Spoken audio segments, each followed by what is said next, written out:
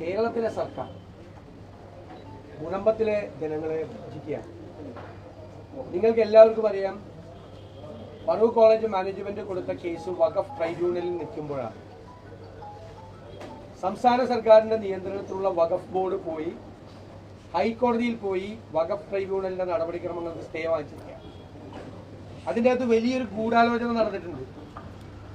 May 19-ാം തീയതി ഇപ്പോഴത്തെ വഖഫ് ട്രൈബ്യൂണലിന്റെ കാലാവധി തീരുകയാണ്. മെയ് 29-ാം തീയതി വരെ സ്റ്റേ വാങ്ങിച്ചിരിക്കുകയാണ്.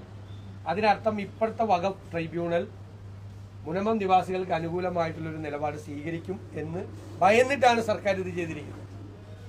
ട്രൈബ്യൂണലിൽ നിന്ന് നീതിപൂർവമായൊരു വിധി ഉണ്ടാകുമെന്നാണ് മുനമ്പത്തെ ജനങ്ങൾ വിശ്വസിച്ചിരുന്നത്. ആ ട്രൈബ്യൂണലിനെ കൊണ്ട് വിധി പറയിപ്പിക്കാതിരിക്കാൻ സർക്കാരിന്റെ കീഴിലുള്ള വഖഫ് ബോർഡ് വഖഫ് മന്ത്രിയുടെ കൂടിയ അനുമതിയോട് കൂടിയാണ് കോടതിയിൽ പോയി ഇത് സ്റ്റേ മേടിച്ചിരിക്കുന്നത്.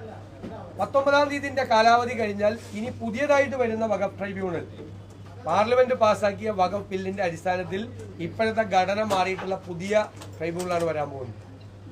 അപ്പോൾ മുനമ്പത്ത് ജനങ്ങൾക്ക് കിട്ടേണ്ട നീതി മനഃപൂർവ്വമായി സംസ്ഥാന ഗവൺമെന്റ് വൈകിപ്പിക്കുകയാണ്.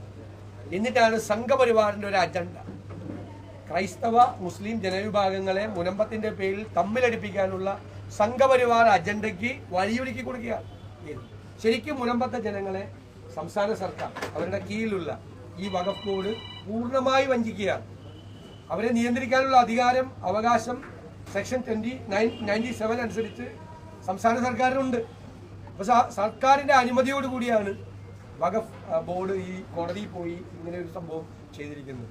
അത് മുനമ്പത്തെ ജനങ്ങൾക്ക് അവരുടെ നീതി കൊടുക്കുക എന്നുള്ള നമ്മുടെ എല്ലാവരുടെയും ലക്ഷ്യത്തെ പരാജയപ്പെടുത്തിയാണ്. എന്താണ് സർക്കാർ ഇത് എന്തിനു വേണ്ടി ചെയ്തു എന്നുകൂടി സർക്കാർ വ്യക്തമാക്കണം.